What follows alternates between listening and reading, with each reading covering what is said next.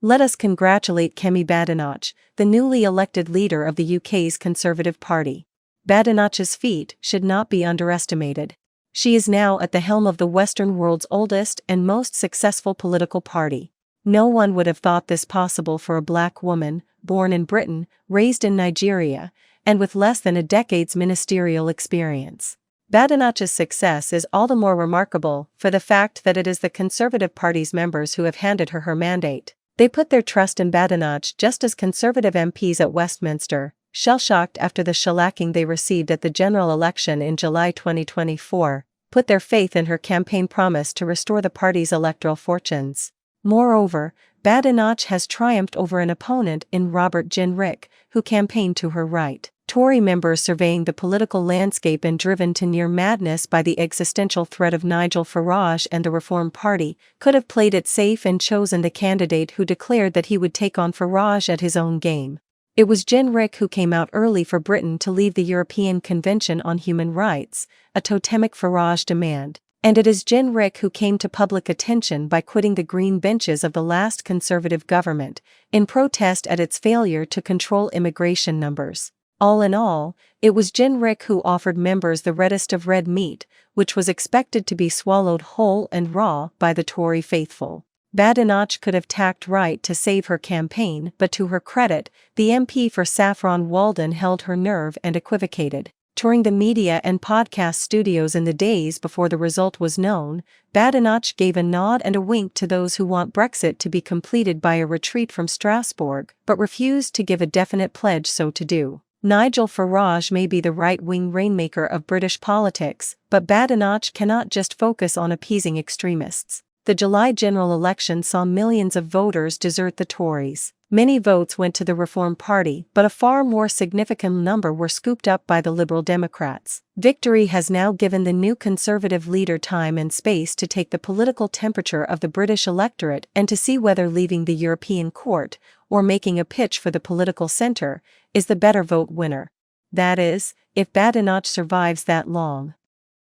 The Conservative Party has changed its internal rules to make leadership challenges more onerous, but if Badenoch cannot demonstrate within the next 2 years that she is a winner, then the Tories will be as ruthless with her as they were with her predecessor, Liz Truss, who lasted a mere 49 days as Prime Minister before being ousted. So, what should Badenoch do now to prevent a rebellion within her own ranks and to bring home the Reform and Liberal Democrat voters who might need persuading to vote Conservative at the next general election? Predictably, the new leader has promised a policy review. Focus group tested ideas will soon emerge and the party will use its media chums to trumpet its listening tour, before championing again its commitment to lower taxation and smaller government. There will be some warm words about supporting strong public services and green energy, and tickles will be offered to the business community which wants less red tape. But it is on the so-called culture issues and migration where Badenoch will face her sternest tests.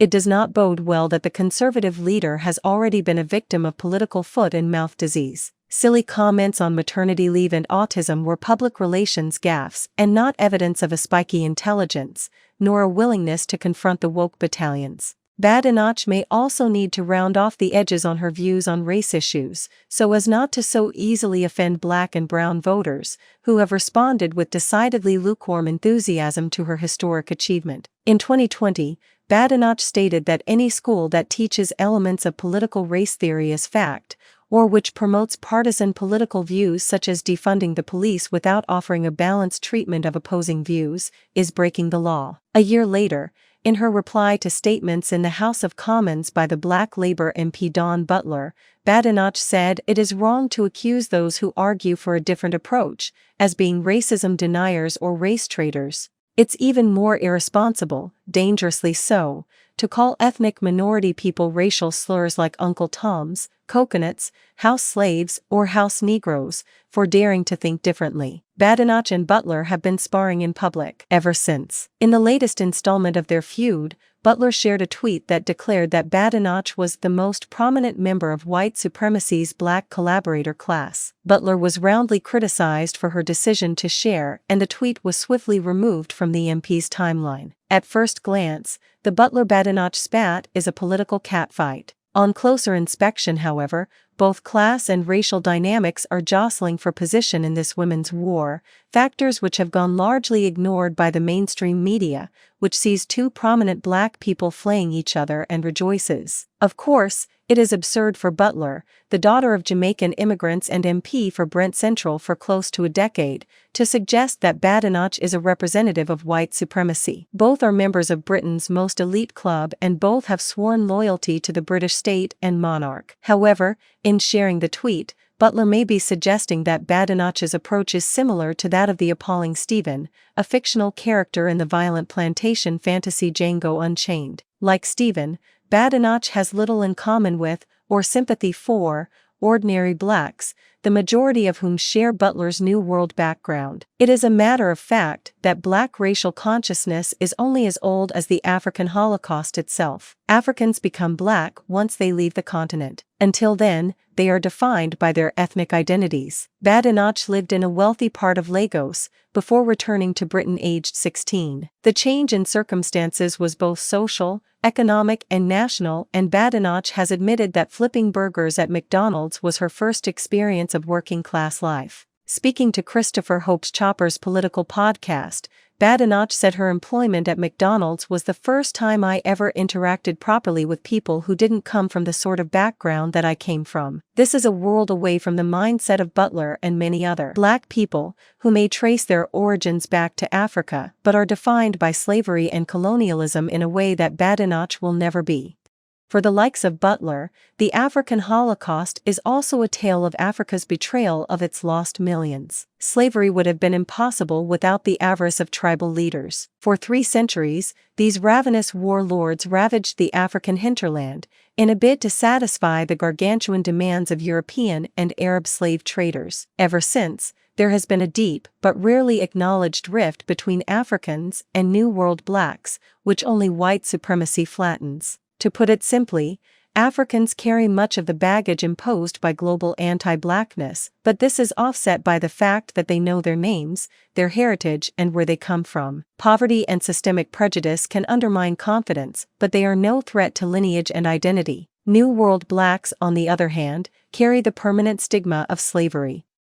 With the honorable exception of the Haitians and the Maroons, New World blacks can barely hide the shame that comes with never having defeated our torturers. We are tormented by the truth that most of our ancestors did not liberate themselves through force of arms. This shame and stigma has been left untreated for centuries. It lurks forever in the consciousness of New World blacks, provoking the myriad acts of self-harm, and it explodes periodically into the public domain as political militancy. It is the fuel for community gatekeeping and the justification for calling out those suspected of betrayal. This is what is suggested by Butler in her decision to share the tweet. Badenoch is black in color, of course, but her class loyalties lead her to be unreliable in the pick-your-side mindset of many New World blacks. By rejecting the demand to be categorized by her skin color, Badenoch is endorsing the new approach to race relations which has been deployed in the United States ever since Richard Nixon's black capitalism tricked race militants in the 1970s. Race is no longer where the line is drawn, it is said. That is the defining concept behind much of the West's new racial politics.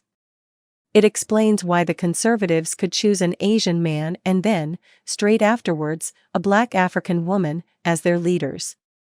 When asked to choose, some Asians and blacks will opt for money and power rather than be seduced by the allure of racial loyalty.